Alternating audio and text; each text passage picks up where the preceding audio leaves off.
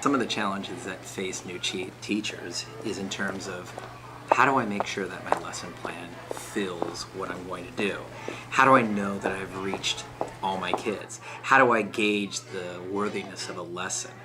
How do I meet all those specific things in that evaluation? But to have a mentor that can work with that teacher and do this on a consistent, regular basis and have those conversations in which our teacher has someone that she can trust, work with, and attempt to do different things is a critical piece. I've watched the growth happen. I have seen a teacher develop even greater confidence in terms of what she is doing in the building. She has just benefited from it. And then I too get the opportunity to talk to Carol. And Carol doesn't share with me what they're talking about, but it gives me an opportunity to understand the program, or I may say, hey, do you think you could work with her a little bit in this area?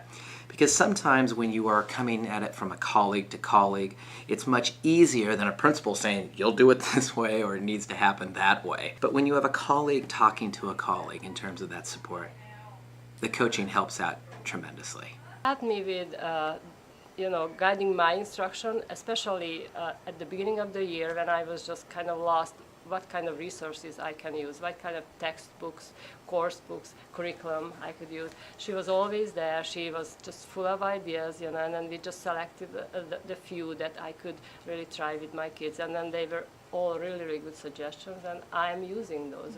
There is a big difference between what a teacher can do in a classroom that's already in the building versus a coach that can come in and do things. Because when that coach comes in, that is their dedicated time to do it. You have to pull in so many different curriculums to help those children that have specifically identified IEPs. But how do you write good IEP goals? She's been great about that. And I think that's a pretty big challenge for not just a beginner teacher, but probably even seasoned teachers too. I think you can always improve your IEP writing because every child skills. is so different. Yes. Yeah. I watched her ask her questions, and I watched Eva having to come up with her own answers instead of having it given to her. What Carol has done is she's asked her some specific questions to really bring about thinking. I would honestly say that Carol has been instrumental in terms of supporting a first-year teacher. Too often they don't have access to somebody consistently to kind of help them. Principals see themselves as big supports to new teachers, but principals may, in my case, have 49 other teachers that he or she has to, or staff members that he or she has to attend to. But a mentor is in there for extended periods. Way more than that, I think, is a huge, huge advantage for a teacher. The mentors spend time debriefing with them afterwards, but their conferences and discussions together are on the teacher's able to identify where he or she needs help, and then the mentor offers, observations and suggestions, and I think that's really powerful.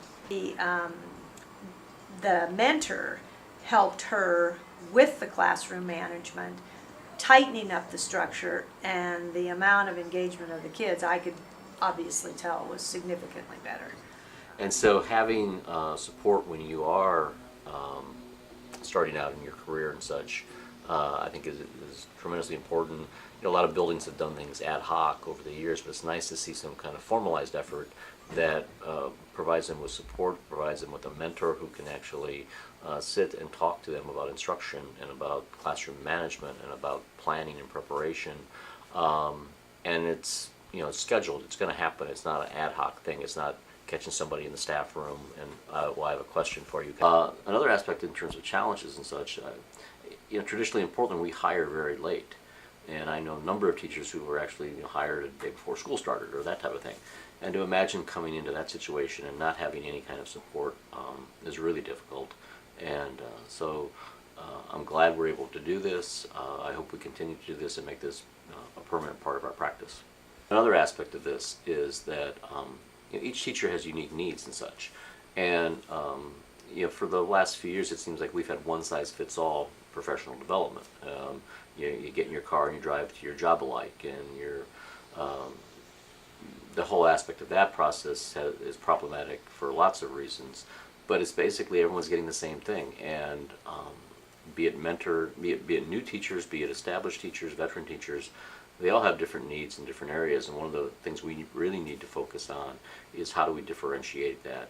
We talk about our students all the time, but we, as adult learners, we all have are at different places and different needs, and we really need to come up with systems and programs that acknowledge that and support that differentiation.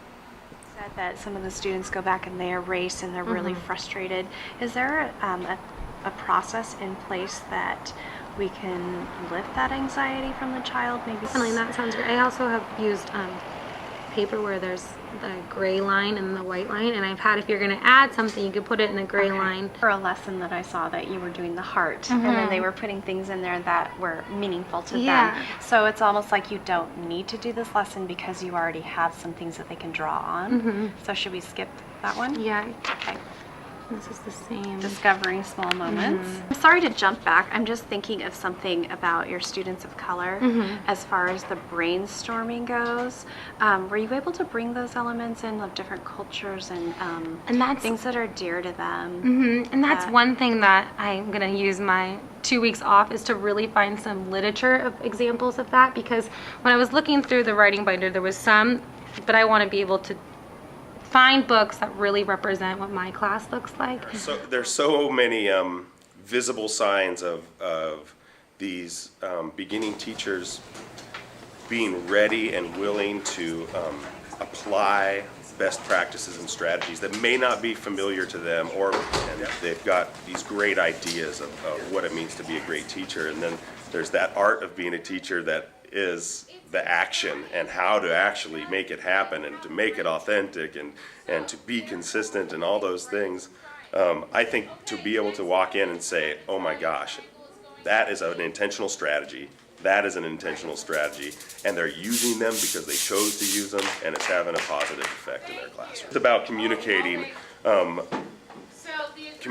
in an open way that just has a dialogue about, well, here's an issue that you're having in your class.